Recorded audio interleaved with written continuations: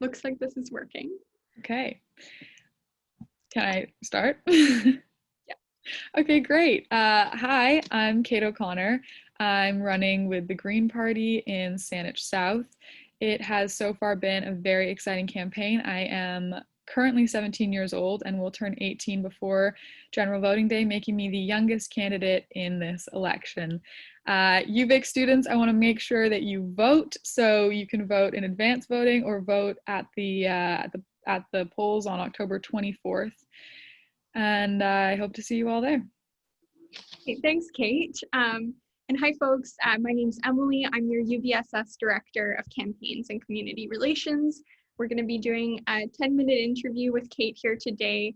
We're going to start with some rapid-fire questions for all you non-political folks out there. Kate, favorite coffee shop in Victoria? I really like Picnic 2 on Fort Street. Excellent. Dog, cat, or are you a goldfish kind of person? Definitely dog. Nice. Netflix or Disney Plus? Netflix. Yes. Okay, so into the real stuff. Okay. Students overwhelmingly believe that the climate emergency requires an immediate and effective response from all levels of government. I'm wondering what specific actions you will take to ensure that BC meets the required milestones of a 45% reduction in greenhouse gas emissions by 2030 and net zero GHG emissions by 2050. Right, so I think we definitely need to start from a place of recognizing the urgency of the climate crisis, and that's what I've really been talking about, recognizing we need to take action now. And 45% actually isn't good enough. I've been reading up, and 55% gives us a 50% chance of avoiding runaway global warming. So it's not actually good enough. We need to act with urgency and even reduce our emissions more. And some ways that we plan on doing this as the Green Party is, giving Indigenous peoples real veto power over their own land and rapidly transitioning off of fossil fuels in the fastest way, but still maintaining a just transition and retraining workers into the renewable energy sector so they can find jobs there, as well as ending Site C, which makes it so much harder to reach our reduction climate targets. Okay, thank you. And if elected, are you committed to eliminating all oil and gas subsidies in BC? Yeah. Next question. We're good on that one. Okay, so costs like tuition and housing continue to rise while students' incomes have dropped significantly during the COVID-19 crisis. I'm wondering, how will you tackle the rising costs of education for post-secondary students? Right, so universal access to post-secondary education and skills training is an absolute, it's a right, and it's not a privilege, and I recognize that. And I know this is a huge problem. I was planning on going to university before I put my studies on hold. I saw the tuition costs. And post-secondary education should be free. It should be free. And people will always say, well, where is the money coming from? But we don't ask these questions when we invest billions and billions of dollars in failed projects like Site C. So it's a question about government priorities and where our priorities lie. And our priorities should lie in investing in students. Investing in students is one of the best investments we can make for the future of British Columbia, because society is better as a whole when people have jobs that they're happy with, that they're passionate about, that they can thrive in, and they're not burdened with tons of money in student debt. Thank you. I'm also wondering, how will you address the housing shortage, particularly the acute housing crisis in Victoria that disproportionately impacts students?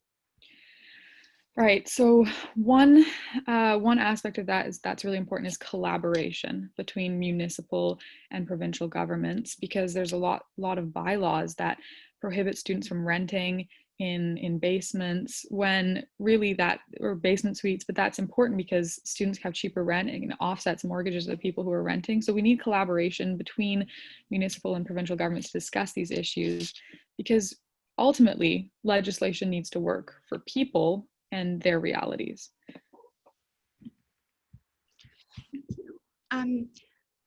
Do you support changing the Transit Act to allow for a student representative to have a voting seat on transit commissions in BC? Yes, I do support changing the transit commission to have for a student to have a seat, but I think we could look at maybe opening it up to have other people as well who are not necessarily elected. So having a student and other people who are not elected sit on the transit commission so we make better decisions about transit. And I just want to clarify that this would be a voting seat. Currently, students have a non-voting seat on the Victoria Regional Transit Commission. Right. Yeah. So it still stands. I support them having a voting seat, but I also support taking a look at the whole system and making sure that students have a say, but also other demographics have a say as well. Okay, thank you. 4 years after Bill 23, the Sexual Violence and Misconduct Policy Act, we continue to hear from students that many post-secondary institutions haven't actually implemented effective sexual violence and misconduct policies. I'm wondering, how will you ensure that students are safe from sexualized violence on campus? So my campaign manager actually worked at Lead Now and was one of the core people in pushing for stronger sexual violence on campus, and is one of the reasons that the BC NDP decided to pass this legislation. So that's pretty cool that she worked on that. But in terms of the issue, so a lot of these programs are optional, or sexual violence is seen as a women's issue. But trans and non-binary people face higher rates of sexual violence, and predominantly from the male population. And so we need to look at creative solutions, such as having male education programmings for other men, having men train other men in consent. And we need to consult with students. We really need to consult with students and people who understand these problems and the reality of what this legislation means for people on campus. So we definitely need to set up a forum with students or have a board to consult and discuss about the best possible way to keep students safe on campus, because students deserve to be safe when they're on campus. Thank you. So UVic students have also expressed a strong desire to create a more socially just province. Current measures by municipalities to reduce systemic racism in police forces have simply not solved the problem, and economic inequities in marginalized groups continue to create generational challenges for children, families, and communities.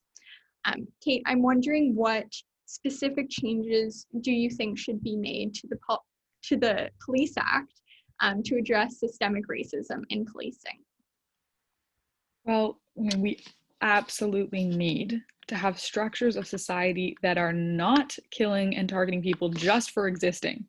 So we need to dismantle the systems of racism in whatever structure of safety that we have for society. And that means transforming what police look like today, so that there's community oversight and that the community is making decisions about how the structures are designed. And that includes having diversity and representation, because when Black and Indigenous people are working to design the structures of community safety, we won't have as many issues of disproportionate racism and violence from that same system. Great. How will you address mental health and substance use challenges in our communities? So firstly, we need to recognize that substance use issues is not a criminal issue, but it is a mental health issue, and we need to decriminalize drugs, and we need to support people in getting the mental health care that they need. And the Green Party actually made a policy announcement yesterday that they're going to invest $1 billion over 4 years to tackle mental health issues and make sure that everyone gets the care that they deserve. So that includes early intervention, that includes youth mental health initiatives, that includes community-based options, and increased counseling services for the homeless community as well. Okay, well, Kate, thank you so much for taking this time with me today. Is there anything else you'd like to add, or yeah? I think that's all from me. One thing that I might want to add to my affordable housing answer is that the Green Party actually released a policy plank on this a few days ago, that they're committed to so 43% of British Columbians spend over 30% of their income on rent. And that's unacceptable. So what the Greens have decided to do is, for anyone paying over 30% of their income on rent, they'll get a grant from the government, and that's going to be a tested program through over 4 years. So that's something that's super exciting, and that's something that is a way we can help address the affordable housing crisis and close the gap between affordability for renters and what renters are actually paying. So that's just something I wanted to add to my answer earlier. Thanks, Kate. Yeah, again, thank you so much for, oh my gosh, I'm getting a call. Disastrous. I feel like we'll just have to cut the recording right back here. Just thanks, Kate, and then we'll just cut it right before. Okay. Thank